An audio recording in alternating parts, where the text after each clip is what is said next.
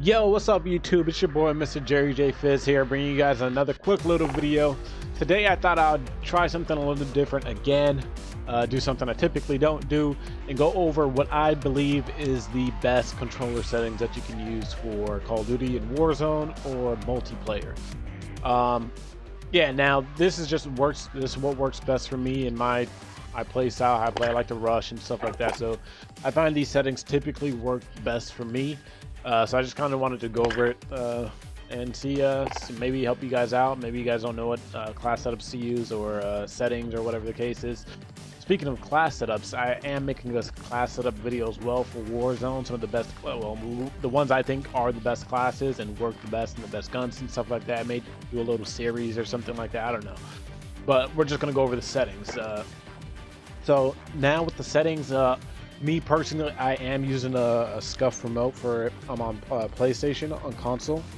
And I do have a SCUF remote with a B and A paddle in the back.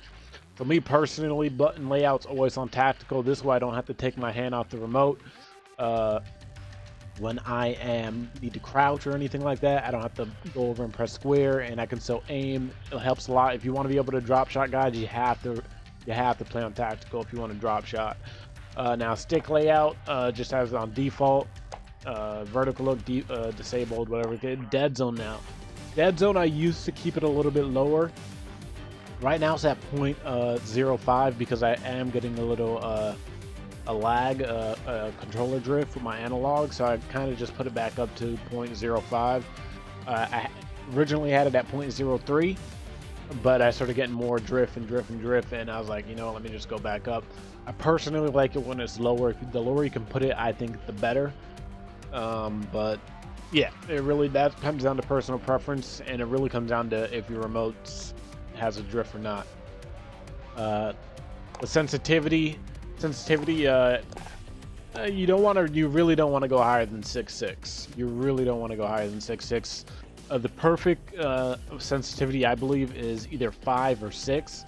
I would use 5 for better aiming, but I like slightly better mobility, being able to turn and stuff like that. That's the only reason I'm on 6 now. But my aim and accuracy is so much better on 5, obviously, but 6 is kind of that middle ground. I don't sacrifice too much of my aim. I've still got a pretty good, decent shot, so we could just leave it how it is there. ADS zoom, default. At 1 now. The high zoom is, since I do play Warzone a lot, I kind of put this up a little bit, just a tad bit, so I could be a little bit better at tracking.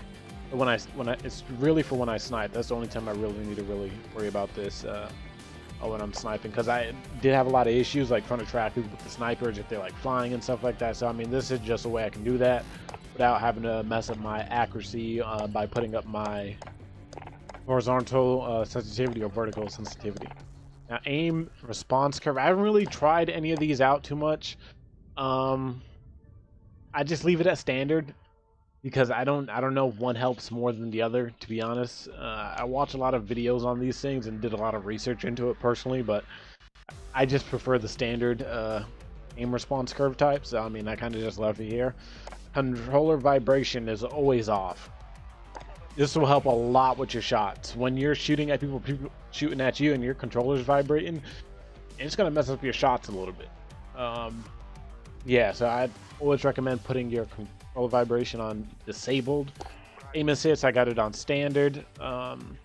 Just like, once again, same thing with the aim response curve type. Don't really see the benefit in a lot of those other ones, so I just keep it on the traditional one, and I mean, it works pretty well for me.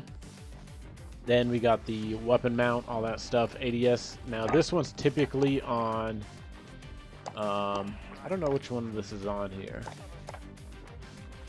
I don't know which one of this is by default. But I have it, well, you see what I have it on, aim down south, then I got a melee to actual wall mount here, so I mean. Alright, then I got weapon mount movement, so I got it enabled. So this way, if I'm ever, especially in Warzone when I'm mounted up, all I have to do is just move my analog and it would actually take me off the actual wall mount. So this way, like I said, fast mobility, I don't have to worry about taking my hands off the analog sticks at all. But normally I believe you would have to release the aim down sight to disable it. and now I can just move and it'll disable it automatically. So if I'm seeing someone, I can just move and still shoot at them while I'm moving, or whatever the case is. Aim down sight behavior, hold, pretty simple stuff here. Default equipment behavior, hold again, once again. So I mean, this stuff is pretty stuff that I use in pretty much every Call of Duty. Now this one here, the use reload behavior, this one I do change up a little bit. Now this one I have it on contextual tap right now because I'm playing Warzone, but if I'm in like a public match or whatever the case is, I'll put it back on tap to reload. Just it's a lot easier to pick up stuff. You don't have to hold square or circle, whatever you have to do, depending on which console you got. To pick up stuff, you can just tap it and it'll pick it up for you, opening boxes, picking up loot and stuff like that. So it just makes it a lot easier process, especially in the beginning of the game when you just drop down in and you can get your loot, get those initial kills, and you could be in and be out. And yeah, depleted ammo weapon switch enabled. So as soon as I run out of ammo, the switch is going automatic. I don't know how many times I used to not have this enabled, but I don't know how many times I've got into gunfights, ran out of ammo, my gun didn't switch automatically, and I died. So that's why I have this enabled right now.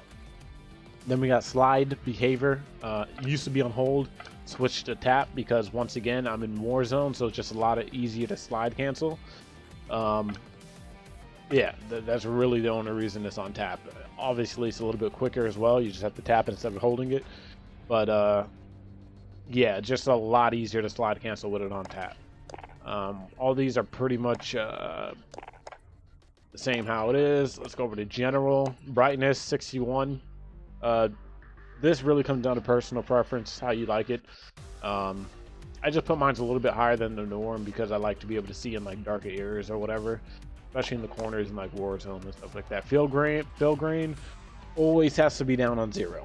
Always has to be down on 0. I don't even know why they make this an option, but all it does is make it less easier to see where people are. But it doesn't make any sense to me, but hey, I mean, at least they're giving you an option for it, I guess. Some people may like it, I don't know.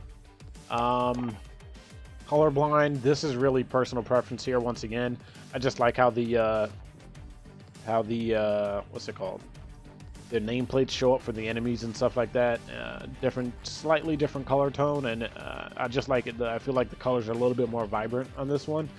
So that's the only reason I did that. Then you want to color blind target. I don't even know if I changed this. I don't know what that is.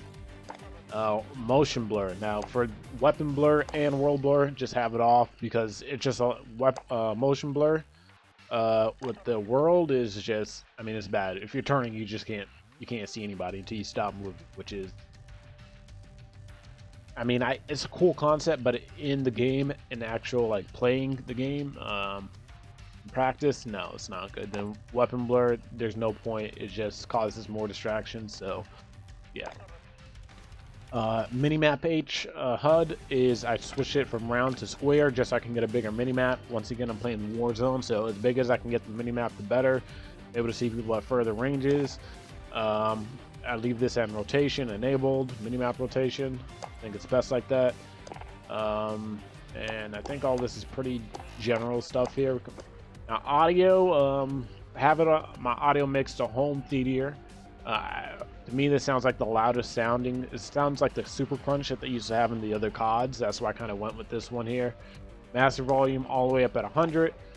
Music volume down to 5. Don't really care too much of the in-game music that happens. Kind of distracts you, and I mean, music starts playing and you need to hear footsteps. You can't really do that, so kind of take it off. Dialogue volume, have that up all the way. Got to hear the call outs. Stand effects volume, which is just in-game sound volumes, at 50%.